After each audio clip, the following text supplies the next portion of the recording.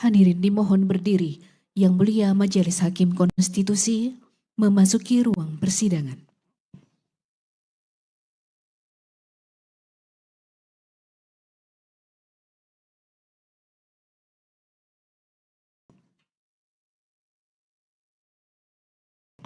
Hadirin disilakan duduk kembali.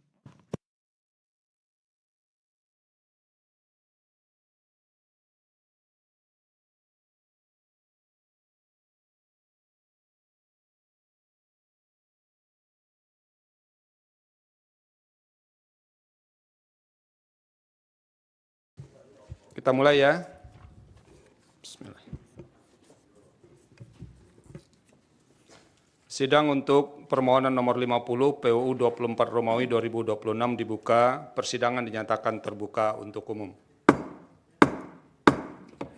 Selamat sore, Assalamualaikum warahmatullahi wabarakatuh. Salam sejahtera untuk kita semua, Om Swastiastu. Silakan memperkenalkan diri, siapa yang hadir? Terima kasih.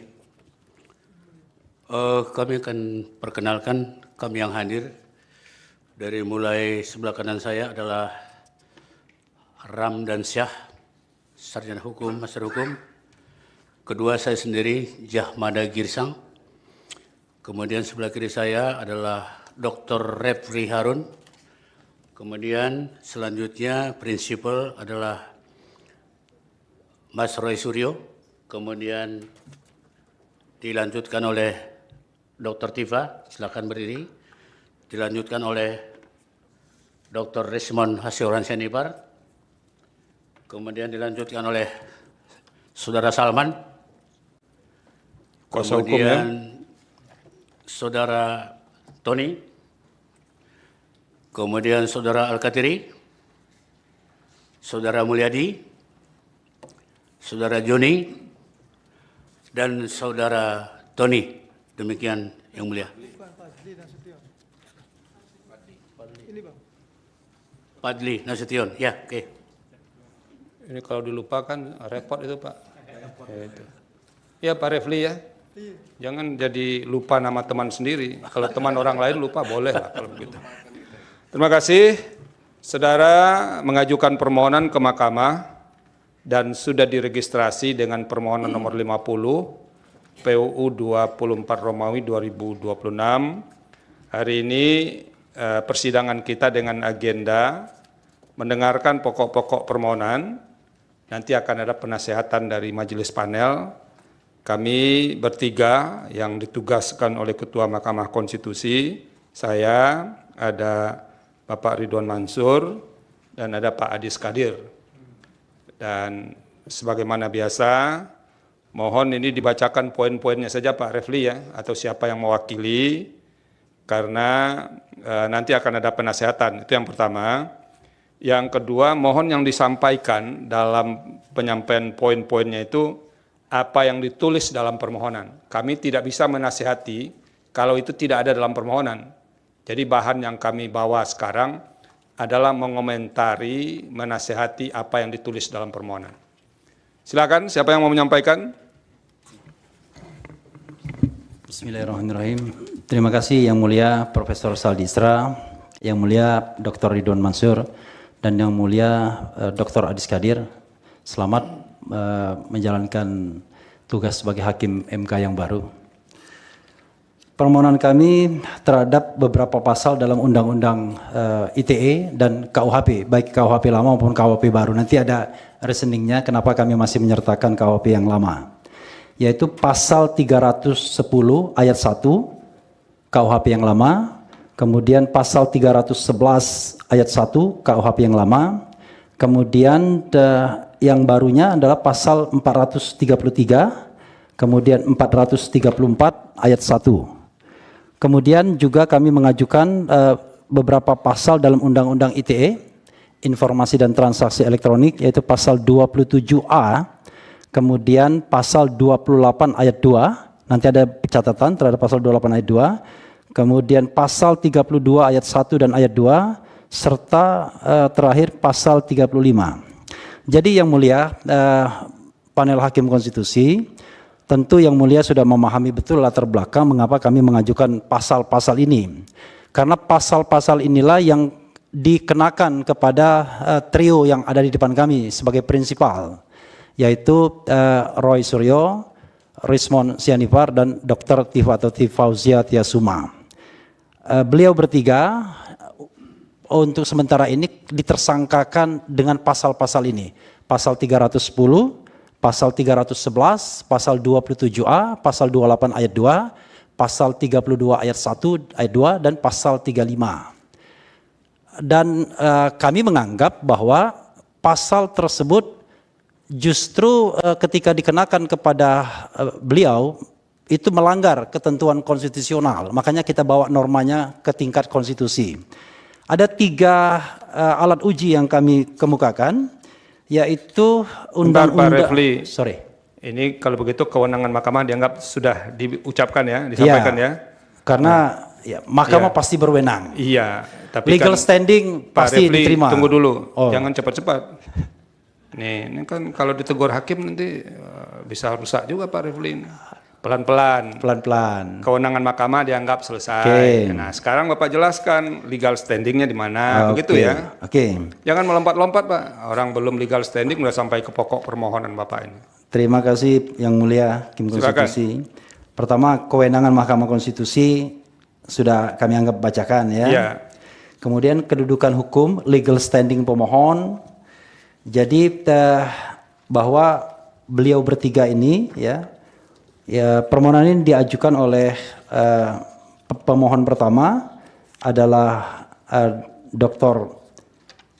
Tifauzia Tiasuma, kemudian Dr. Roy Suryo, Dr. Rismon Haseholan Sianipar. Mereka bertiga ini adalah warga negara Republik Indonesia yang kebetulan mereka ada profesi masing-masing. Salah satunya adalah mereka adalah peneliti.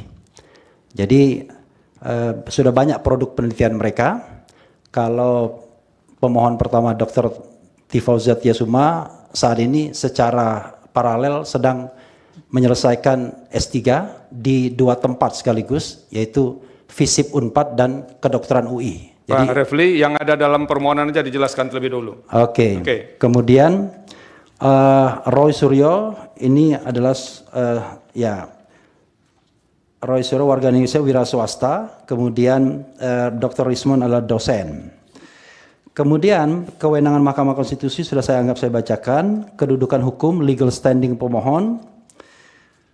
Sudah saya katakan tadi mereka adalah warga negara Indonesia dan mereka merasa dirugikan hak konstitusional mereka karena saat ini mereka ditersangkakan dengan pasal-pasal yang kami mohonkan ke hadapan majelis panel hakim Mahkamah Konstitusi. Adapun pasal-pasal yang dimohonkan dalam pokok permohonan adalah sebagaimana yang sudah saya sebutkan tadi, Yang Mulia Hakim Konstitusi, pasal 310 ayat 1 KUHP, pasal 311 ayat 1 KUHP, pasal 433 ayat 1 KUHP, ayat 1 Undang-Undang 1 2023, pasal 434 ayat 1 Undang-Undang 1 2023, pasal 27A Undang-Undang Informasi dan Transaksi Elektronik, pasal 28 ayat 2 Undang-Undang Informasi dan Transaksi Elektronik, serta pasal 32 dan pasal 32 ayat 1 dan ayat 2 dan pasal 35 Undang-Undang Informasi dan Transaksi Elektronik. Inilah pasal-pasal yang digunakan untuk menersangkakan mereka dalam kasus yang dikenal publik sebagai kasus ijazah palsu mantan Presiden Joko Widodo. Adapun kami untuk mengajukan permohonan ini terhadap pasal-pasal tersebut adalah 3 pasal dalam Undang-Undang Dasar 1945 Yang Mulia. Pertama adalah pasal 28D ayat 1 UUD 1945.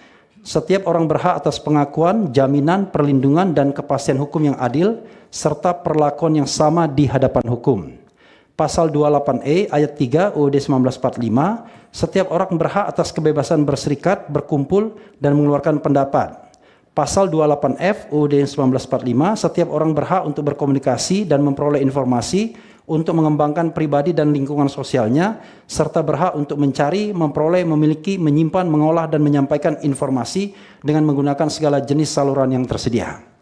Nah, secara de facto Yang Mulia, mereka ini melakukan kegiatan meneliti yang namanya ijazah seorang mantan presiden, dan kemudian mereka ditersangka dengan pasal-pasal tersebut. Nah, kami menganggap bahwa itu adalah pelanggaran konstitusi. Pelanggaran konstitusi itulah yang ingin kami bawa ke sini untuk diuji, agar pasal-pasal tersebut secara umum tidak menjangkau kegiatan untuk melakukan penelitian, berpendapat dan lain sebagainya, karena melanggar pasal-pasal yang saya sebutkan tersebut. Itu inti dari permohonan kami yang mulia. Maka selanjutnya kami akan bacakan petitum. Jadi Silakan. secara umum kami tidak meminta pasal ini dibatalkan, tetapi diberikan limitasi, tidak bisa menjangkau urusan publik atau public affairs. Jadi termasuk juga terhadap mantan pejabat, sepanjang bahwa yang dipersoalkan adalah urusan publik atau public affairs atau public interest. Selanjutnya kami ingin membacakan petitum yang mulia. Rekan kami yang akan membacakan biar ada pembagian tugasnya. Silakan. Silakan. Terima kasih rekan Refli yang mulia. Saya akan bacakan petitum. Pertama, mengabulkan permohonan para pemohon untuk seluruhnya. 2. Menyatakan pasal 310 ayat 1 KUHP yang menyatakan barang siapa dengan sengaja menyerang kehormatan atau nama baik seseorang dengan menuduhkan sesuatu hal yang maksudnya terang supaya hal itu diketahui umum, diancam karena pencemaran dengan pidana penjara paling lama 9 bulan atau pidana denda paling banyak Rp4.500, bertentangan dengan Undang-Undang Dasar Negara Republik Indonesia tahun 1945 dan tidak mempunyai kekuatan hukum mengikat sepanjang tidak dimaknai kecuali kritik atau pendapat yang didasarkan pada hasil penelitian atau riset terhadap tindakan atau perilaku atau keputusan pejabat negara yang sedang menjabat atau telah purna tugas, tidak dapat dipidana asal disampaikan dengan niat baik atau bonafide untuk kepentingan publik dan tidak bertujuan jahat atau merusak nama baik semata. Prinsip bonafide dan liberty of expression. 3. Menyatakan pasal 311 ayat 1 KUHP yang menyatakan jika yang melakukan kejahatan pencemaran atau pencemaran tertulis dibolehkan untuk membuktikan apa yang dituduhkan itu benar, tidak membuktikannya dan tuduhan dilakukan bertentangan dengan apa yang diketahui, maka dia diancam melakukan fitnah dengan pidana penjara paling lama 4 tahun. Bertentangan dengan Undang-Undang Dasar Negara Republik Indonesia tahun 1945 dan tidak mempunyai kekuatan hukum yang mengikat sepanjang tidak dimaknai kecuali kritik atau pendapat yang didasarkan pada hasil penelitian atau riset terhadap tindakan atau perilaku atau keputusan pejabat negara yang sedang menjabat atau telah purna tugas, tidak dapat dipidana asal disampaikan dengan niat baik untuk kepentingan publik dan tidak bertujuan jahat atau merusak nama baik semata. 4. Menyatakan pasal 433 ayat 1 Undang-Undang Nomor 1 Tahun 2023 tentang KUHP yang menyatakan, Kitab Undang-Undang Hukum Pidana yang menyatakan setiap orang yang dengan lisan menyerang kehormatan atau nama baik orang lain dengan cara menuduhkan satu hal dengan maksud supaya hal tersebut diketahui umum, dipidana karena pencemaran dengan pidana penjara paling lama 9 bulan atau pidana denda paling banyak kategori 2, bertentangan dengan Undang-Undang Dasar Negara Republik Indonesia tahun 1945 dan tidak mempunyai kekuatan hukum mengikat sepanjang tidak dimaknai kecuali kritik atau pendapat yang didasarkan hasil penelitian atau riset terhadap tindakan atau perilaku atau keputusan pejabat negara yang sedang menjabat atau telah purna tugas, tidak dapat dipidana asal disampaikan dengan niat baik untuk kepentingan publik dan tidak bertujuan jahat atau merusak nama baik semata. 5. Menyatakan pasal 434 ayat 1 Undang-Undang Nomor 1 Tahun 2023 tentang Kitab Undang-Undang Hukum Pidana yang menyatakan jika setiap orang sebagaimana dimaksud dalam pasal 433 diberi kesempatan membuktikan kebenaran hal yang dituduhkan tetapi tidak dapat membuktikannya dan tuduhan tersebut bertentangan dengan yang diketahuinya, dipidana karena fitnah dengan pidana penjara paling lama 3 tahun atau pidana denda paling banyak kategori 4, bertentangan dengan Undang-Undang Dasar Negara Republik Indonesia tahun 1945 dan tidak mempunyai kekuatan hukum mengikat sepanjang tidak dimaknai kecuali kritik atau pendapat yang didasarkan pada hasil penelitian atau riset terhadap tindakan atau perilaku atau keputusan pejabat negara yang sedang menjabat atau telah purna tugas, tidak dapat dipidana asal disampaikan dengan niat baik untuk kepentingan publik dan tidak bertujuan jahat atau merusak nama baik semata. 6. Menyatakan pasal 27A Undang-Undang Republik Indonesia Nomor 1 Tahun 2024 tentang perubahan kedua atas Undang-Undang Nomor 11 Tahun 2008 tentang informasi dan transaksi elektronik Lembaran Negara Republik Indonesia tahun 2004 nomor 1 dan tambahan Lembaran Negara Republik Indonesia nomor 6905 yang menyatakan setiap orang dengan sengaja menyerang kehormatan atau nama baik orang lain dengan cara menuduhkan suatu hal dengan maksud supaya hal tersebut diketahui umum dalam bentuk informasi elektronik dan atau dokumen elektronik yang dilakukan melalui sistem elektronik bertentangan dengan Undang-Undang Dasar Negara Republik Indonesia tahun 1945 dan tidak mempunyai kekuatan hukum mengikat sepanjang tidak dimaknai setiap orang dengan sengaja menyerang kehormatan atau nama baik orang lain kecuali pendapat atau kritik yang didasarkan pada hasil penelitian atau riset terhadap tindakan atau perilaku atau keputusan pejabat negara yang sedang menjabat atau telah punah tugas dikecualikan dalam delik penghinaan dan atau pencemaran nama baik asal disampaikan dengan niat baik dan untuk kepentingan publik dengan cara menuduhkan dilakukannya suatu perbuatan dengan maksud supaya hal tersebut diketahui umum dalam bentuk informasi elektronik dan atau dokumen elektronik yang dilakukan melalui sistem elektronik. 7. Menyatakan pasal 28 ayat 2 Undang-Undang Republik Indonesia Nomor 1 Tahun 2024 tentang perubahan kedua atas Undang-Undang Nomor 11 Tahun 2008 tentang informasi dan transaksi elektronik Lembaran Negara Republik Indonesia Tahun 2024 Nomor 1 dan tambahan Lembaran Negara Republik Indonesia Nomor 6905 yang menyatakan setiap orang dengan sengaja dan tanpa hak mendistribusikan dan atau mentransmisikan informasi elektronik dan atau dokumen elektronik yang sifatnya menghasut, mengajak atau memengaruhi orang lain sehingga menimbulkan rasa kebencian atau permusuhan terhadap individu dan atau kelompok masyarakat tertentu berdasarkan ras, kebangsaan, etnis, warna kulit, agama, kepercayaan, jenis kelamin, disabilitas mental atau disabilitas fisik bertentangan dengan Undang-Undang Dasar Negara Republik Indonesia tahun 1945 dan tidak mempunyai kekuatan hukum mengikat apabila digunakan dalam rezim tindak pidana pencemaran nama baik dan tindak pidana fitnah karena substansinya mengatur tentang permusuhan terhadap individu dan atau kelompok masyarakat tertentu berdasarkan ras, kebangsaan, etnis, warna kulit, agama, kepercayaan, jenis kelamin, disabilitas mental atau disabilitas fisik. 8. Menyatakan pasal 32 ayat 1 dan ayat 2 Undang-Undang Nomor 11 Tahun 2008 tentang informasi dan transaksi elektronik Lembaran Negara Republik Indonesia tahun 2008 nomor 58 dan tambahan Lembaran Negara Republik Indonesia nomor 4843 yang menyatakan 1. Setiap orang dengan sengaja dan tanpa hak atau melawan hukum dengan cara apapun mengubah, menambah, mengurangi, melakukan transmisi, merusak, menghilangkan, memindahkan, menyembunyikan suatu informasi elektronik dan atau dokumen elektronik milik orang lain atau milik publik. 2. Setiap orang dengan sengaja dan tanpa hak atau melawan hukum dengan cara apapun memindahkan atau mentransfer informasi elektronik dan atau dokumen elektronik kepada sistem elektronik orang lain yang tidak berhak. 3. Terhadap perbuatan sebagaimana dimaksud pada ayat 1 yang mengakibatkan terbukanya suatu informasi elektronik dan atau dokumen elektronik yang bersifat rahasia menjadi dapat diakses oleh publik dengan keutuhan data yang tidak sebagaimana mestinya, bertentangan dengan Undang-Undang Dasar Negara Republik Indonesia tahun 1945 dan tidak mempunyai kekuatan hukum mengikat sepanjang tidak dimaknai 1.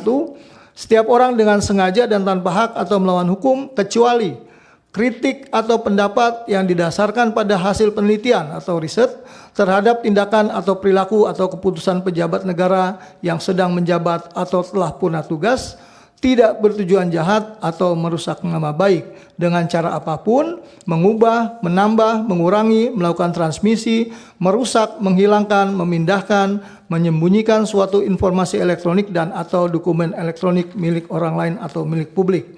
2. Setiap orang dengan sengaja dan tanpa hak atau melawan hukum, kecuali kritik atau pendapat yang didasarkan pada hasil penelitian atau riset terhadap tindakan atau perilaku atau keputusan pejabat negara yang sedang menjabat atau telah punah tugas, tidak bertujuan jahat atau merusak nama baik dengan cara apapun, memindahkan atau mentransfer informasi elektronik dan atau dokumen elektronik kepada sistem elektronik orang lain yang tidak berhak.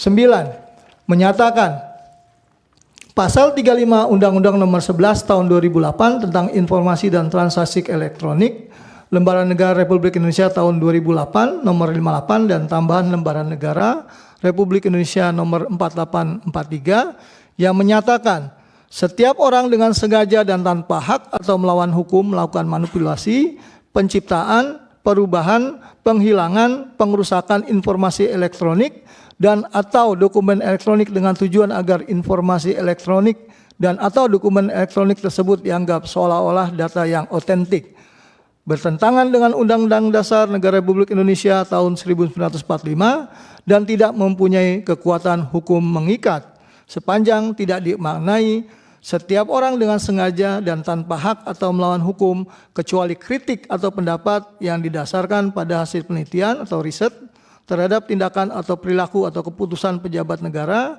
yang sedang menjabat atau telah punah tugas, tidak bertujuan jahat atau merusak nama baik, melakukan manipulasi, penciptaan, perubahan, penghilangan, pengerusakan informasi elektronik dan atau dokumen elektronik dengan tujuan agar informasi elektronik dan atau dokumen elektronik tersebut dianggap seolah-olah data yang otentik.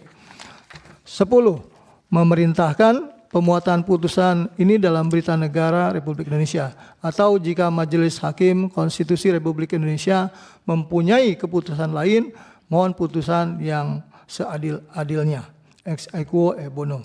Hormat kami, kuasa hukum para pemohon, ditandatangani Refli Jahmada Girsang, Muhammad Taufik, tidak ditandatangani, mohon maaf, Ramdansyah, Abdullah Al-Katiri, Mulyadi, Fadli Nasution, Muhammad Salman Darwis, Joni Silalahi, Wirawan Adnan, Tony Suwartono baru saja ditandatangani, dan Ajis Yanuar. Terima kasih Yang Mulia. Yang Mulia, panel hakim, Ya. apakah kami berkenan diberikan kesempatan agar prinsipal menyampaikan sepatah dua patah kata dalam sidang pendahuluan ini? Kalau boleh tiga-tiganya. Ini tidak lazim Pak Refli. Iya. Ya. Oleh karena itu mungkin lebih baik hadirkan, sudah ada kuasa hukumnya. Apa yang mau kan sudah dinyatakan dalam permohonan ya. Kalau boleh, kalau nggak boleh apa boleh buat. Iya. Dan tidak lazim seperti itu. Pak Refli kan sudah tahu, dia kan kura-kura dalam perahu aja, pura-pura tidak tahu aja dia. Terima kasih para kuasa hukum yang sudah menyampaikan pokok-pokok permohonan. Sekarang sampai lagi giliran kami, hakim panel, untuk memberikan nasihat secara bergantian. Bisa dicatat dengan baik apa yang dinasehatkan, atau kalau tidak nanti akan ada rekaman persidangan ini secara komprehensif dari awal sampai akhir melalui YouTube-nya Mahkamah Konstitusi. Ini nanti kan nih jadi YouTube juga nih semuanya kayaknya yang ada di sini. Nah, bisa juga menyimak dari situ. Tapi terserah memilih saluran mana yang mau dipakai nanti. Nah, oleh karena itu kesempatan pertama dimohon kesediaan Yang Mulia Hakim Konstitusi Bapak Ridwan Mansur, dipersilakan. Ini satu kampung dengan Pak Refli soalnya, makanya kita kasih kesempatan pertama ini. Sama-sama wong kito galo ini. Silakan Yang Mulia. Bismillahirrahmanirrahim. Ya, terima kasih Yang Mulia Prof. Selaku Ketua Majelis, Yang Mulia Prof. Saldi Isra, dan juga Yang Mulia anggota panel, Yang Mulia Prof. Adis Kadir selaku anggota panel. Dan juga Assalamualaikum warahmatullahi wabarakatuh, para kuasa, para pemohon, ini luar biasa nih, turun gunung ini Pak Refli ini, dengan grupnya ya, itu ada bersama Barisan Pembela Roy Suryo, Rismon, Sianifar, Tiapani, Tasuma, Bala, RRT, wah ini ikut semua ini. Dan juga para hadirin yang juga sudah hadir mengikuti jalannya persidangan yang terbuka untuk umum ini. Nah, sebagaimana tadi juga sudah disampaikan, permohonan secara lisan maupun secara tertulis yang telah diterima oleh Mahkamah karena di dalam ketentuan beracara di Mahkamah Konstitusi, ya, itu pada sidang pendahuluan majelis akan mendengarkan permohonan yang disampaikan oleh pemohon. Kemudian acara yang kedua adalah penasihatan dari mahkamah kepada pemohon terhadap permohonan yang telah diajukan ini. Sudah banyak tadi disampaikan permohonan ini, cuma memang karena ini kewajiban ya untuk memberikan penasihatan ini, ada beberapa hal yang mungkin bisa saya tambahkan atau juga meluruskan, bisa jadi juga mungkin nanti menjadi bahan perbaikan untuk kemudian setelah ini diajukan perbaikannya yang lebih baik lagi. Yang pertama itu mengenai pemohon. Ini ada 3 pemohon, Ibu Dr. Tifauziah Tiasuma dan juga Bapak Dr. KRMT Roy Suryono atau di Projo MKes, dan juga Bapak Dr. Rismon Hasiholan MEG. 3 pemohon dengan kuasa hukum yang sudah tertuang di dalam permohonan ini. Nah, ini ada pengujian material yang diajukan terhadap beberapa undang-undang. Nah, ini juga memang ada bahkan yang sudah beberapa undang-undang. Nah, ini juga memang ada bahkan yang sudah tidak berlaku, tapi mungkin punya alasan tersendiri, silakan saja. Tetapi dengan alasan yang memang mungkin sepertinya tidak lazim, tentu aja tujuan tersendiri. Tapi nanti ini harus diuraikan, ya harus dielaborasi mengapa keempat undang-undang yang diajukan ini antara lain dengan pasal yang diuji itu tidak kurang dari 9 pasal yang terdiri dari beberapa undang-undang yang dimajukan permohonan pengujiannya. Kemudian juga di dalamnya ini ada batu uji, ya dasar hukum, dasar pengujiannya itu ada 3 ketentuan yang ada di dalam UUD NRI tahun 1945. Nah, saya kira juga di analisa permohonan secara umum ada beberapa hal karena memang sudah sering beracara, tapi mungkin karena kesengajaan atau mungkin karena mau cepat-cepat, mungkin ini ada beberapa hal. Misalnya ini 19 halaman, tetapi tidak ada satupun angka di halaman permohonan itu. Jadi saya hitung ini ada 19 lembar, berarti tolong nanti diperbaikannya, dicantumkan nomor halaman itu. Kemudian juga ada beberapa ketentuan undang-undang juga yang diajukan di sini supaya juga penulisannya itu secara tepat. Ada yang menyebutkan pasal kemudian tidak lengkap penulisannya. Jadi misalnya nanti dilihat di PMK 7 tahun 2025 itu ada peraturan Mahkamah Konstitusi tentang tata beracara dalam pengujian undang-undang. Nah, nanti di situ dilihat ada ketentuannya di pasal 10 dan pasal 11-nya itu supaya tepat menulisnya, jangan salah di dalam penulisan undang-undang. Misalnya seperti pasal 27A, pasal 28A ayat 2, pasal 32 ayat 1 dan ayat 2 serta pasal 35 Undang-Undang nomor 11 tahun 2008 tentang informasi dan transaksi elektronik sebagaimana telah diubah dengan Undang-Undang nomor 1 tahun 2024 tentang perubahan kedua atas Undang-Undang nomor 11 tahun 2008 tentang informasi dan transaksi elektronik. Itu antara lain. Ini kan ada beberapa undang-undang tuh, tulis dengan lengkap penulisannya itu di tata cara penulisan perundang-undangan itu. Saya kira dari struktur dan format dalam beberapa bagian sudah sesuai. Kemudian di kewenangan Mahkamah Konstitusi tadi sudah disampaikan oleh kuasa mengenai kewenangan mahkamah ini, tetapi belum lengkap itu. Ya, cara penulisannya pun masih harusnya yang pertama-tama memang diuraikan mengenai dasar hukumnya mahkamah untuk dapat menerima, ya, memeriksa dan memutus permohonan ini. Tentunya penulisan pasal-pasal itu secara runtut menurut hierarkinya dari UUD 45 sampai turun kepada ketentuan-ketentuan di bawah konstitusi itu. Ini ada beberapa yang belum dicantumkan, hanya dua saya lihat yang sudah dicantumkan. Misalnya pasal 24 ayat 2 UDN RI tahun 1945 dan pasal 24 CR1 UDN RI tahun 1945. Itu masih ada beberapa yang belum itu. Dan pasal 10 ayat 1 Undang-Undang Mahkamah Konstitusi. Dan itu pun penulisannya tidak lengkap. Masih ada pasal 29 ayat 1 Undang-Undang Kekuasaan Kehakiman, ini juga penting. Ya belum tercantum. Pasal 9 ayat 1 Undang-Undang Pembentukan Peraturan Perundang-undangan juga belum dicantumkan. Pasal 2 ayat 4 PMK Peraturan Mahkamah Konstitusi yang lama ya dituliskan di sini yang lama. Padahal kita sudah punya yang baru PMK 2 2021 itu telah diperbarui dengan PMK 7 tahun 2025 dengan judul yang sama. Nah ini saya kira harus diperbaiki penulisannya dan juga urut-urutannya yang belum. Dan di bagian kewenangan juga perlu saudara uraikan, ada beberapa uraian lah tentang misalnya tentang matriknya, kemudian tentang uji normanya, kemudian juga kalau seandainya ini kan ada pasal-pasal juga yang sudah pernah diajukan, hampir mirip ya, mungkin supaya tidak nebis idem. Saya kira Pak Refli udah jagonya yang gini-gini. Memang sengaja mungkin tunggu perbaikan ini kayak jadi sepertinya. Baik, dan kemudian di legal standing ini juga penting sekali karena ada 3 pemohon yang tadi sebagai warga negara Indonesia, kemudian juga ada beberapa pasal memang sudah diuraikan di dalam kedudukan hukum ini, tetapi masih kurang dielaborasi.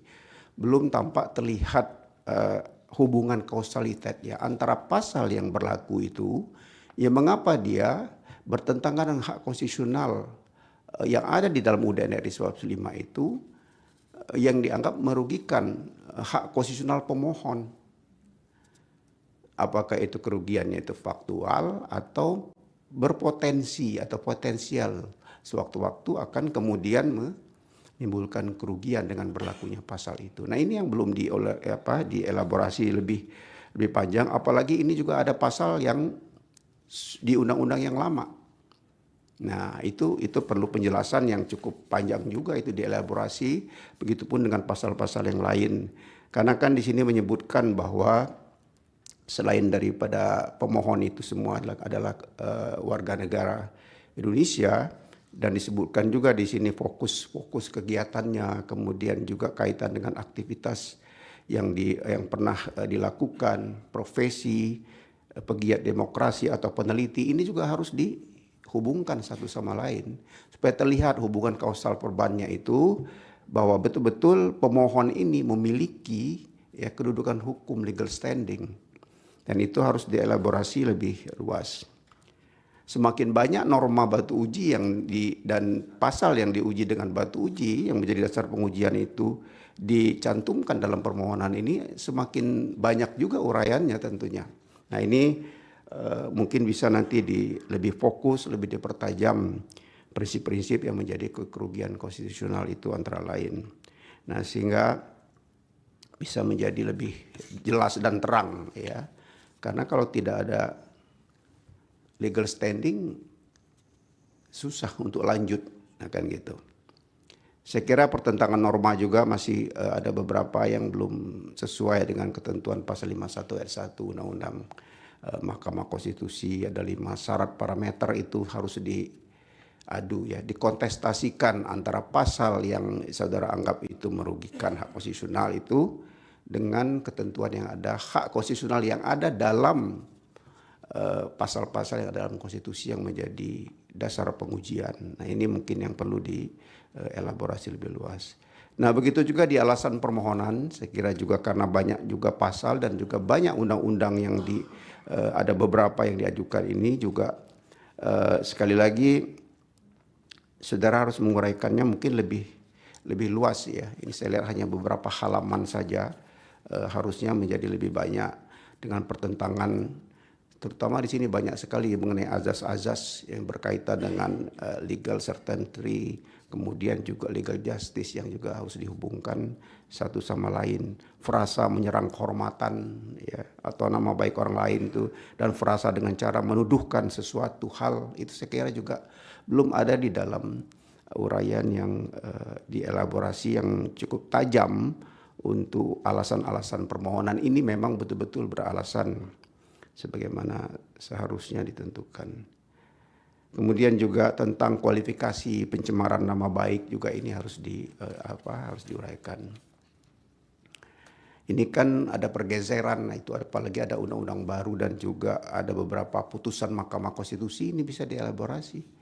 Yang lekat sekali kaitannya satu sama lain, yang bagaimana dengan kaitan dengan pasal 28 ya, ayat 2 Undang-Undang Informasi dan Transaksi Elektronik, kemudian juga mengenai pergeseran rezim pencemaran nama baik dengan penghinaan menjadi rezim ujaran kebencian itu juga, kemudian juga putusan Mahkamah Konstitusi yang belum lama juga tentang siapa yang boleh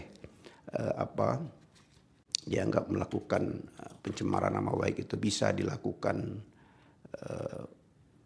pengujian dan sebagainya. Nah, kemudian juga analisa terkait batasan kerahasiaan informasi publik, mungkin juga ini saya lihat belum muncul ya di dalam uraian-uraian ini ya. Mengenai di dalam Undang-Undang Keterbukaan Informasi Publik itu 14/2008 kan juga ada dikaitkan juga mengenai syarat-syarat, itu mungkin penting juga dijadikan kaitannya dengan baik konsep, teori maupun juga teori hukum terkait isu konstitusional perkara ini. Saya kira itu. Nah, di petitum ini ada 10 ya kalau tidak salah, 10 petitum nih yang diajukan. Juga harus belum terkait antara posita dengan petitumnya itu. Mungkin nanti kalau sudah diperbaiki permohonannya akan lebih nampak keterkaitan antara apa yang ada di dalam alasan permohonan itu dengan yang menjadi diekstraksi ke dalam petitum ya, beberapa butir petitum. Yang ini saya lihat ini ada 10 butir petitum. Nah, terutama yang angka 2 dan angka 3 ini itu yang berkaitan dengan pasal yang sebenarnya tidak berlaku lagi tapi mungkin punya alasan tersendiri. Silakan saja nanti seperti apa mengelaborasinya, kita menunggu perbaikannya dan juga di dalam perjalanan permohonan ini kalau seandainya lanjut ya. Kemudian juga kembali sinkronisasi antara posita dengan petitum supaya lebih lugas, lebih hati-hati dalam penulisannya. Dan juga lihat PMK 7 2025 di laman Mahkamah Konstitusi ada supaya lebih tepat ya di dalam penulisan, kemudian juga menentukan pasal-pasal yang dipilih itu. Karena acaranya semua ada di sana. Bisa juga dilihat contoh-contoh putusan yang sudah berhasil kabul misalnya, mungkin lebih bisa dielaborasi juga dari sana. Saya kira itu mudah-mudahan bisa menjadi penambah lebih lengkapnya, lebih baiknya permohonan yang sudah diajukan di perkara nomor 50, permohonan nomor 50 PUU 24 tahun 2026 ini. Kembalikan kepada Yang Mulia Ketua Panel. Terima kasih Prof. Terima kasih Yang Mulia. Berikutnya Yang Mulia Bapak Adik Skadir, dipersilakan. Terima kasih Yang Mulia Ketua Panel, Yang Mulia Pak Ridwan Mansur, dan pemohon Dr. Roy Suryo, Dr. T. Fauzia Tiasuma, Dr. Rismon Hasiholan, dan para kuasa yang mendampingi, Pak Abdullah Al-Katiri, Jahmada Girsang, dan kawan-kawan, Pak Rafli Harun. Kita mau nasihati apa juga nih Pak Rafli Harun yang dulu biasa nasihati kita. Ya karena ini kan harus tugas, harus ada yang kita sampaikan. Bapak Ibu, tadi sudah banyak dijelaskan oleh Yang Mulia Pak Ridwan Mansur terkait dengan mulai dari kewenangan, kemudian juga terkait dengan kedudukan dan lain sebagainya. Dan sangat jelas beliau jabarkan semua, saya pikir itu sudah dicatat oleh para pemohon. Saya hanya sedikit saja ingin menambahkan bahwa seperti kita ketahui bahwa pasal 310 ayat 1 dan 311 ayat 1 ini sudah dicabut dan tidak berlaku. Tadi Pak Rafli menyampaikan akan menjelaskan proses transisi kenapa pasal ini diajukan untuk diuji norma. Tapi saya belum mendengar tadi alasannya. Mungkin nanti pada saat perbaikan mohon diuraikan lebih jelas kondisi masa transisi untuk lebih dijelaskan oleh pemohon dalam permohonannya. Jadi transisional dari 310, 311 ke KUHP yang baru 433 dan 434. Kemudian yang kedua, pasal 310 tadi sudah diuraikan, telah banyak diuji oleh pemohon dan telah diputus, disampaikan juga ada nomor 14 2008, 78 2023, 105 2024, 78 2023 dan 105 tadi 2024. Tetapi masih ada juga mungkin perlu dipertimbangkan putusan nomor 14 PU 2008 berkenaan juga dengan konstitusionalitas pasal 310 ayat 1 dan 311 ayat 1 KUHP 1946 ini.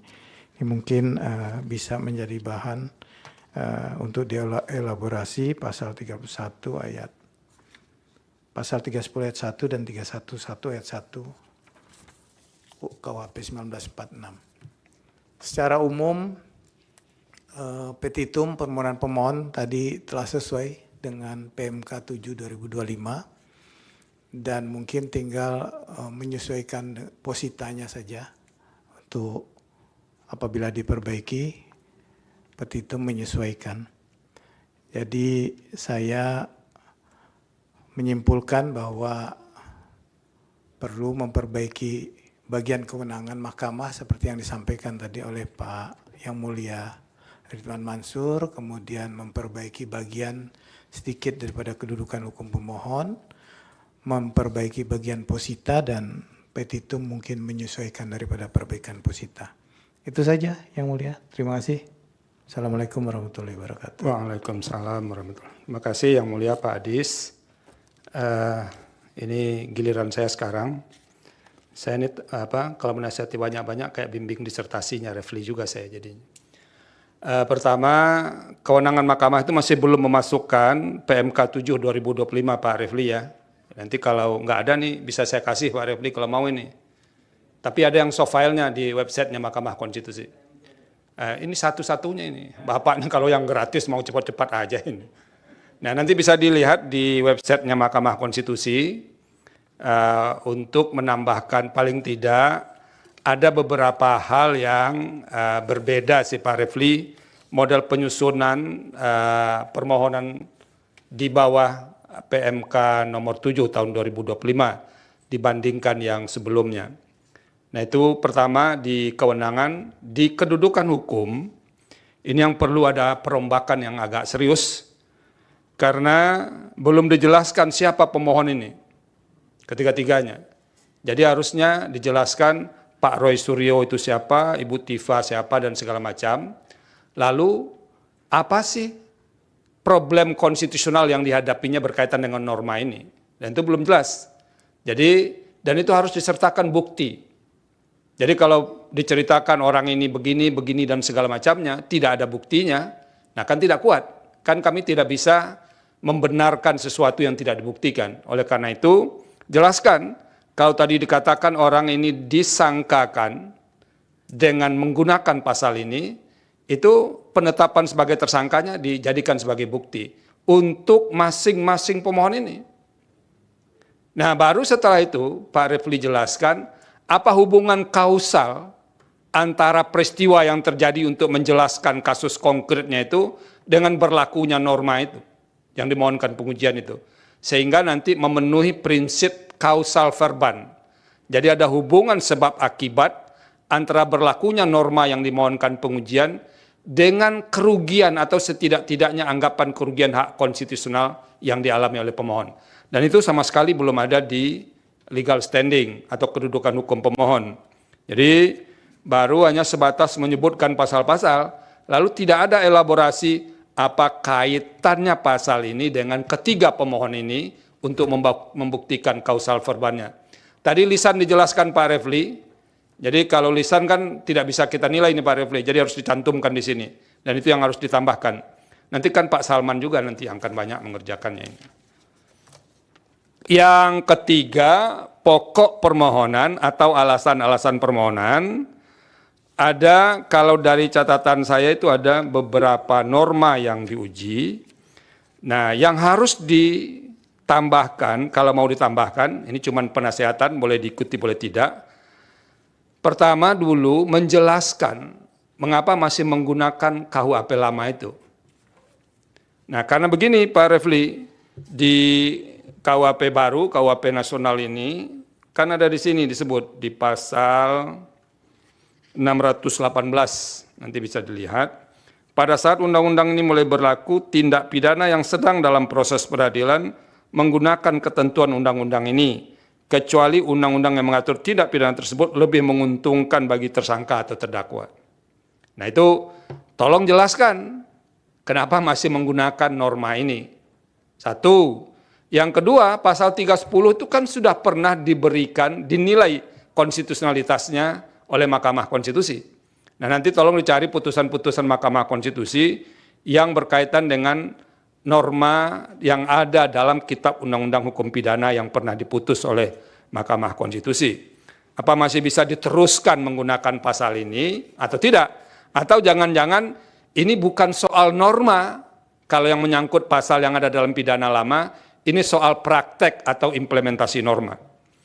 Nah itu yang harus dijelaskan. Nah yang ketiga, yang belum bisa ditemukan secara clear, uraian yang lebih jelas, mengapa norma-norma yang diuji atau yang diuji konstitusionalitasnya ini bertentangan dengan pasal 28D ayat 1, pasal 28E ayat 3, dan pasal 28F. Dalam permohonan ini kami harus akui, tiga pasal konstitusi itu disebutkan, tapi belum ada uraian mengapa dia bertentangan dengan pasal dalam konstitusi itu. Jadi Pak Refli misalnya, pasal 28D, setiap orang berhak atas pengakuan, jaminan, perlindungan, dan kepastian hukum yang adil, serta perlakuan yang sama di hadapan hukum. Apakah semua komponen dalam norma pasal 28D ayat 1 ini harus digunakan, atau jangan-jangan bagian-bagian tertentu saja, dan itu yang harus dijelaskan kepada mahkamah. Sehingga kami nanti bisa menilai benar atau tidak norma atau pasal-pasal dalam KUHP dan yang lain itu bertentangan dengan Undang-Undang Dasar 1945 atau tidak. Jadi argumentasi yang dijelaskan itu yang akan kami nilai. Jadi kalau argumentasinya tidak kuat, ya nanti tidak beralasan menurut hukum. Jangan dikira tidak ada problem misalnya, tapi memang argumentasinya itu yang tidak kuat. Karena jangan memaksa mahkamah untuk mencarikan argumentasi, enggak. Pekerjaan kami adalah menilai argumentasi yang diajukan oleh pemohon, mengapa ini bertentangan dengan Undang-Undang Dasar 1945. Dan dari norma-norma itu sebetulnya hanya baru menempelkan pasal konstitusi, belum menguraikan pertentangan itu. Ini karena ini yang saya hadapi ini doktor konstitusi, jadi saya challenge juga ini kuasa hukumnya untuk menjelaskan ini kenapa dia dikatakan bertentangan, Pak Refli. Nah itu tolong nanti dijelaskan karena yang beberapanya itu sudah pernah diputus oleh Mahkamah Konstitusi. Dan terakhir ini perlu disampaikan kepada pemohon. Ini di petitum nomor 8 ya. Itu kalau dilihat awalnya kan ada ayat 1, ada ayat 2. Lalu ada ayat 3 di halaman berikutnya yang tidak ada nomor halamannya itu. Jadi dokumen elektronik kepada sistem elektronik orang lain yang tidak berhak. Titik 3. Nah, saya ini jadi heran. 3 ini kemana sangkutannya ini, Pak Refli? Ya kan? Apakah ini salah ketik atau bagaimana? Karena tidak ada poin angka 3 itu. Karena di poin berikutnya hanya ada 1 dan 2. Berarti angka 3 ini tidak ada. Nah, itu tolong diperhatikan. Yang kedua, masih berkaitan dengan petitum ini, saya menyarankan supaya karena ada 2 norma di sini dipisah saja Pak Refli. Ada pasal 32 ayat 1, kemudian di petitum berikutnya pasal 32 ayat 2. Jadi dipisah supaya nanti bisa lebih clear, jangan terjadi kekaburan dalam penyusunan petitum ini. Nah, itu beberapa hal yang bisa kami nasihatkan kepada kuasa hukum dan prinsipal berkaitan dengan permohonan ini. Tapi intinya, pertama soal legal standing itu penting. Kami mahkamah tidak akan masuk kepada pokok permohonan kalau pemohon tidak mampu menjelaskan memiliki kedudukan hukum. Nah, itu substansi baru kita bahas setelah lolos dari posisi legal standing. Nah, itu yang harus Nah, poin terakhir saya Pak Refli dan para kuasa hukum dan prinsipal, harus ada ketersambungan. Jadi kayak benang merahnya antara apa yang diuraikan di posita dengan petitum. Jadi kalau di petitum dikatakan ini bertentangan dengan Undang-Undang Dasar, kalau tidak dimaknai begini, dan di positanya itu harus ada elaborasi mengapa pemaknaan yang diminta oleh pemohon itu yang konstitusional. Karena ini penting. Putusan mahkamah tidak akan mengabdi kepada kasus konkret. Karena norma ini bersifat erga omnes. Kalau mengabdi kepada kasus konkret, nanti kasus konkret pemohon A terjawab, tapi untuk kebutuhan hukum lain nanti tidak bisa digunakan. Dan itu akan menimbulkan ketidakpastian hukum. Oleh karena itu, harus clear ini dijelaskan. Kalaupun kasus konkretnya dapat untung dari pemaknaan itu tidak akan menghambat kasus-kasus lain yang termasuk kepada prinsip erga omnes dalam sebuah norma hukum, terutama undang-undang. Nah, itu harus kelihatan, Pak Refli. Jangan kasus ini bisa dijawab, tapi kasus lain tadi tidak bisa diselesaikan setelah ada pemaknaan itu. Dan oleh karena itu, di posita itu harus jelas. Ini dianggap bertentangan dengan Undang-Undang Dasar 45, tadi disebutkan, tidak akan menghapus norma itu, lalu begini pemaknaannya, harus ada penjelasan mengapa pemaknaan begitu yang konstitusional. Nah, itu yang perlu disampaikan, biar para kuasa hukum yang sangat terkenal dalam ruangan ini bisa bekerja lebih keras juga. Pak Refli ya, sudah lama nggak ketemu soalnya dengan beliau yang satu ini. 2 tahun ya, nggak apa-apa. Ini untung ada Pak Roy Suryo dan kawan-kawan, bisa ketemu Pak Refli lagi saya ini. Terima kasih, ada yang mau disampaikan, sepatah 2 kata, Pak Refli? Ya, terima kasih yang mulia, Dr. Ridwan Mansur, Prof. Saldistra, Dr. Adis Kadir, atas nasihatnya yang pasti sangat berguna dan membuka wawasan kami kembali. Ini mohon maaf, ini sudah lama juga tidak mengajukan judicial review, ya kan? Jadi apologinya begitu. Nanti kami sesuaikan, tapi barangkali juga memang ini peringatan juga buat penasihat hukum yang lain bahwa kita harus bekerja keras untuk meyakinkan yang mulia, terutama Prof. Saldistra. Karena sudah tahu kalau Prof. Saldistra yang memimpin ribet kita, pasti sulit ini. Enggak juga itu memudahkan. Karena itu kami mengucapkan terima kasih. Mudah-mudahan nanti perbaikan permohonannya jauh lebih meyakinkan panel hakim Mahkamah Konstitusi. Terima kasih. Wassalamualaikum warahmatullahi wabarakatuh. Waalaikumsalam. Begini juga Pak Refli dan kawan-kawan, termasuk prinsipal, kami bertiga ini akan bertanggung jawab nanti ke RPH yang dihadiri 9 hakim. Kamilah yang pertama yang akan menjelaskan permohonan ini, baru nanti akan dinilai oleh 9 hakim. Jadi kalau pemohon tidak jelas ke kami menjelaskannya, kami menjadi lebih tidak jelas lagi menjelaskan kepada hakim lain. Nanti dibilang kabur, sudah dikaburkan saja ini barang katanya kan. Nah gitu. Oleh karena itu beberapa nasihat. Nah terima kasih. Dengan penasehatan kami pada sidang hari ini, kuasa hukum dan prinsipal punya 3 pilihan sekarang. Pertama, meneruskan permohonan ini tanpa perbaikan, boleh, fine. Cuman tinggal memberitahu kepada kami akan tetap terus. Jadi tidak ada yang relevan yang disampaikan oleh hakim tadi. Oke, tidak ada masalah. Yang kedua, kalau merasa terlalu berat dengan nasihat kami, sehingga memerlukan waktu yang lebih panjang, mungkin bisa juga ditarik permohonan ini, pilihan kedua. Pilihan ketiga, meneruskan permohonan ini tapi memperbaiki terlebih dahulu. Nah, kalau sikap hukumnya jatuh kepada pilihan ketiga, maka menurut hukum acara, ada waktu maksimal 14 hari dari sekarang untuk memperbaiki. Jadi 14 hari dari sekarang, batas akhirnya itu adalah Senin 23 Februari 2026, perbaikan sudah harus diterima mahkamah paling lambat pukul 12.00 WIB, paling lambat. Jadi kalau lewat 1 menit, maka itu kami akan gunakan permohonan awal. Nah, kalau permohonan awal ini digunakan, enteng sekali ini kami, ini barang kabur ini, nah, kira-kira begitu. Nah, itu batasnya, kalau bisa lebih cepat juga tidak apa-apa, nanti akan ada pemberitahuan selanjutnya, kapan sidang pendahuluan dengan agenda perbaikan permohonan. Itu terserah berpikir mana yang akan dipilih di antara 3 itu. Dan yang terakhir, tolong nanti syarat-syarat formil permohonan dilengkapi. Kalau ada kuasa hukum yang belum tanda tangan, nanti tanda tangan semua. 1, bukti-bukti. Bukti-bukti mesti memenuhi keterpenuhan syarat bukti sesuai dengan ketentuan perundang-undangan. Itu saja. Terima kasih semua atas tertibnya persidangan ini. Ini kami agak grogi juga banyak yang meliput ini. Kalau salah-salah saya bisikan tadi. Kalau salah-salah kita bisa digugat oleh orang-orang ini.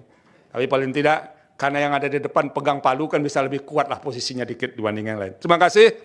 Dengan demikian, sidang pendahuluan dengan agenda penyampaian pokok-pokok permohonan dan penasehatan dari majelis panel untuk permohonan nomor 50 PUU 24 Romawi 2026 dinyatakan selesai, sidang ditutup. Hadirin dimohon berdiri. Yang Mulia Majelis Hakim Konstitusi meninggalkan ruang persidangan.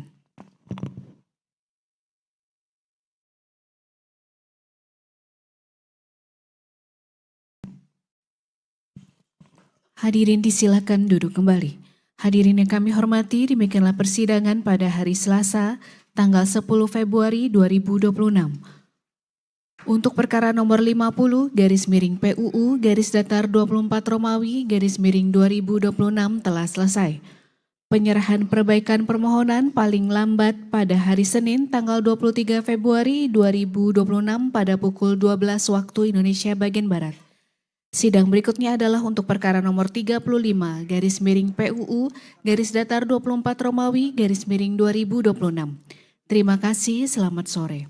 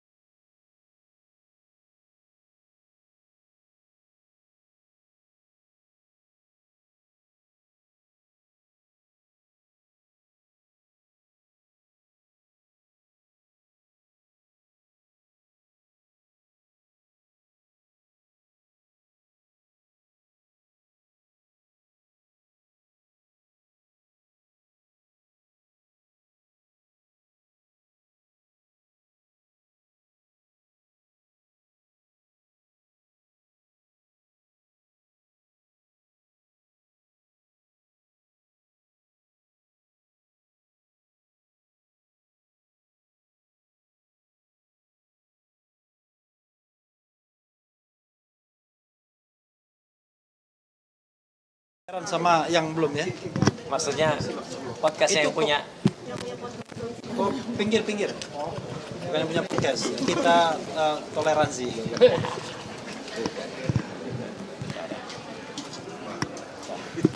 Siap. Kok main di pinggir begitu? Apa yang what happened with you?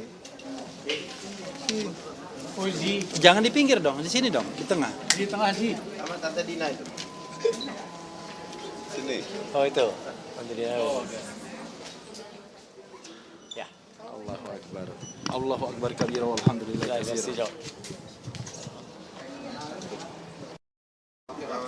Assalamualaikum warahmatullahi wabarakatuh. Kawan-kawan semua, jurnalis, media, YouTuber sekalian, kami baru saja menjalani sidang, namanya sebenarnya pemeriksaan pendahuluan.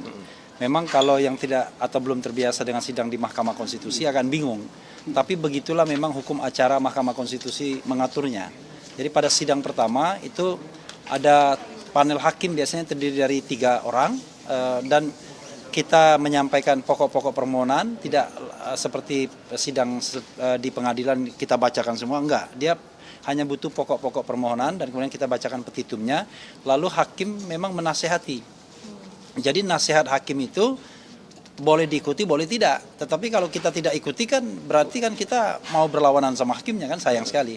Karena itu tentu kita akan pilih yang ketiga tadi yang disampaikan yang mulia Profesor Saldi Isra, yaitu kita akan perbaiki dan kita mendapatkan waktu 14 hari. Jadi 14 hari ya. Jadi di hari di MK itu ada hari kerja, ada hari benar. Jadi Sabtu, Minggu atau libur itu tetap dihitung. Jadi jatuh temponya itu sehari sebelum Dr. Tifa ulang tahun. Jadi begitu ya. Kau tahu? Hah? Loh, tahu persis karena sama dengan yang di rumah. Jadi tanggal 23 Februari pukul 12.00 waktu Indonesia bagian Barat. Tadi sangat luar biasa saya kira nasihatnya dan memberikan clue bagi kami untuk memperbaikinya. Jadi sebenarnya salah satu hal yang ingin kami perbaiki itu adalah kita sedikit saja sesungguhnya ya, yaitu bahwa pasal-pasal yang kita pengecualian itu tidak hanya untuk pejabat publik, tapi juga untuk mantan pejabat publik sepanjang urusannya adalah urusan publik. Nah itu yang barangkali tadi kurang terelaborasi sebenarnya.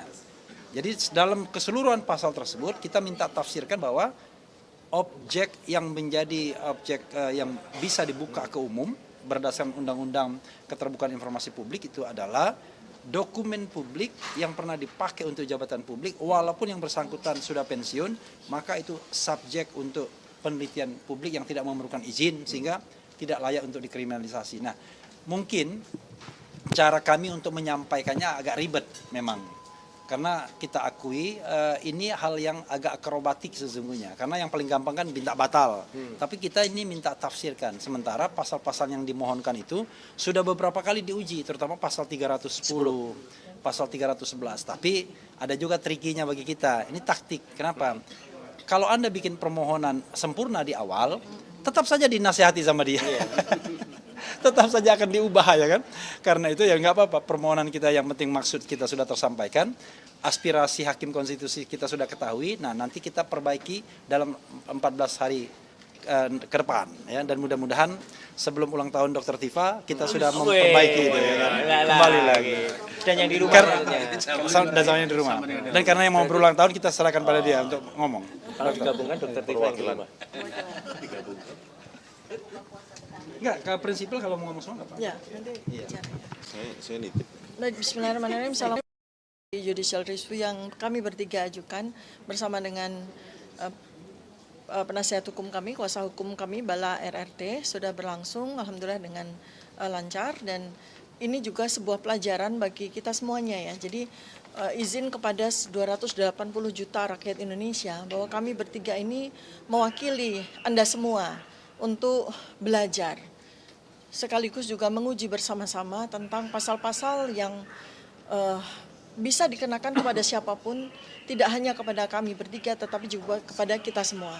Dalam hal ini kami memberanikan diri untuk mengatakan bahwa kami ini berjuang untuk seluruh rakyat Indonesia. Terkait bahwa kita ditanya tadi tentang legal standing kita, kami bertiga.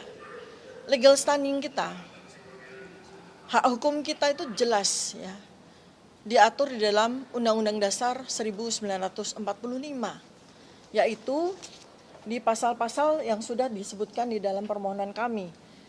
Yang pertama adalah pada pasal 28D ayat 1 Undang-Undang Dasar 1945, bahwa kita semua, kami tidak mengatakan kami, kita semua, tidak hanya RRT, tetapi segenap rakyat Indonesia, 280 juta rakyat Indonesia, itu memiliki hak pengakuan, jaminan, perlindungan, dan kepastian hukum yang adil, serta perlakuan yang sama di hadapan hukum.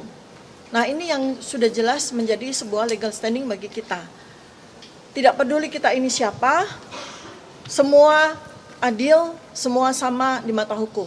Tidak peduli kita ini hanyalah rakyat biasa yang sedang mengerjakan tugas kami sebagai peneliti, maupun seorang mantan pejabat tinggi negara, mantan presiden, semuanya memiliki hak yang sama di mata hukum.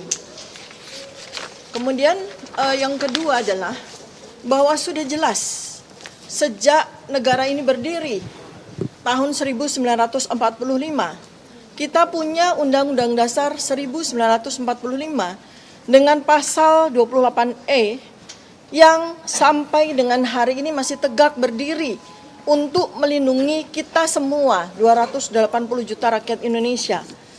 Undang-Undang Dasar 1945 itu pada pokoknya memberikan jaminan kepada kita semua, rakyat Indonesia, terhadap pemenuhan hak kebebasan, menyatakan gagasan, atau menyatakan pendapat. Dalam bahasa internasionalnya adalah kita semua punya hak freedom of speech dan menyampaikan informasi dengan menggunakan segala jenis saluran yang tersedia. Dan ini adalah legal standing utama bagi kita semuanya. Legal standing kami yang secara spesifik itu menjadi tugas bagi kami adalah kami bertiga ini adalah peneliti. Peneliti itu tidak harus ada di dalam ruang dan waktu. Walaupun kami bertiga sama-sama memiliki institusi independen, yang dimana institusi itu mewadahi tugas kami sebagai peneliti, yang kami lakukan sampai dengan hari ini dan insya Allah sampai ajal menjemput. Karena tugas ini adalah sebuah amanah. Tidak semua orang memiliki tugas oleh Allah Subhanahu wa Ta'ala menjadi peneliti. Karena peneliti itu berat, peneliti itu sunyi, peneliti itu tidak mudah untuk hidup dengan menjadi peneliti. Tetapi tugas ini kami emban dengan sepenuh jiwa raga kami. Oleh karena itu maka kami dengan senang hati menganggap bahwa ini adalah legal standing kami yang dijamin oleh hak-hak konstitusional. Oleh karena itu maka seluruh pasal-pasal yang dikenakan kepada kami dalam peristiwa yang dilaporkan oleh mantan Presiden ke-7, Saudara Joko Widodo, beserta dengan 4 laporan polisi yang lain, sama sekali tidak memiliki dasar maupun alasan hukum untuk melakukan tindak pidana kepada kami. Sehingga karena itu dengan tegas kami nyatakan bahwa kami bertiga mengalami kriminalisasi. Oleh karena itu salah satu jalan keluar terbaik di antara jalan keluar yang sekarang ini kami perjuangkan bersama para penasihat hukum kami adalah kami menghadap kepada Mahkamah Konstitusi yang mulia ini untuk memperjuangkan hak konstitusional kami. Terima kasih. Assalamualaikum warahmatullahi wabarakatuh. Waalaikumsalam warahmatullahi wabarakatuh. Mas Roy? Ya. Oke. Tadi ada yang belum lihat ya. Jadi alhamdulillah perjalanan tadi sidang pertama berjalan dengan sangat baik ya, dan kami sangat saling belajar di dalam. Dan ada pertanyaan menarik dari Profesor Saldi Isra tadi, kenapa masih diajukan lagi pasal 310 dan 311 padahal dengan berlakunya pasal 433 dan 434 di KUHP yang baru itu sudah nggak berlaku. Kami ini masih disangkakan, masih dipidana dengan pasal 310 dan 311 dan itu masih ada debatable mau pakai pasal yang lama dan pasal yang baru. Jadi sekaligus 6 pasal yang kami uji di dalamnya tadi itu termasuk yaitu 310 dalam garis miring 433, 311 garis miring 434, kemudian pasal 27 dan 28 Undang-Undang ITE dan yang paling krusial adalah pasal 32 dan 35. Jadi tadi bagus sekali apa yang disampaikan, ada nanti beberapa perbaikan oleh para kuasa hukum kami di dalam petitumnya, maupun harus dicari hubungan antara posita dan petitumnya, itu nanti juga ada beberapa yang kemudian nanti dikoreksi. Dan kami sangat-sangat melihat bahwa sidang ini tadi yang pertama itu luar biasa bagus ya, luar biasa baik, dan ini insya Allah seperti kata Dr. Tifa tadi, kami menggunakan kata kita ya, karena ini untuk kita semuanya. Insya Allah hasilnya apa yang dilakukan oleh para kuasa hukum kami itu akan berguna bagi masyarakat dan akan malu sekali lagi ya orang-orang. Nah ya, orang-orang yang kemudian masih menggunakan paradigma lama. Jadi kami mengatakan kepada kalian yang masih tidak malu dengan mempidanakan kami adalah malu, bro. Wah, gitu ya. Kamu harus malu ya. Apalagi malu karena selalu bikin dosa tapi mintanya surga. Wah, gitu. Jadi malu, bro, kalau masih mempidanakan kami pakai hal-hal yang sudah salah tadi. Saya kira itu. Tantangan bagi kita bukan hanya peneliti. Peneliti itu seolah-olah domainnya spesifik orang yang tetapi secara umum mereka yang critical thinker lah, ya, critical thinker gitu, seperti penulis saintifik, ya, jurnalis, penulis novel saintifik juga bisa masuk kategori ini. Jadi kalau kita dibatasi banyak batasan dengan undang-undang, sedikit saja kita hasil dari pengamatan, analisa maupun kesimpulan kita, kan begitu proses saintifik kan begitu.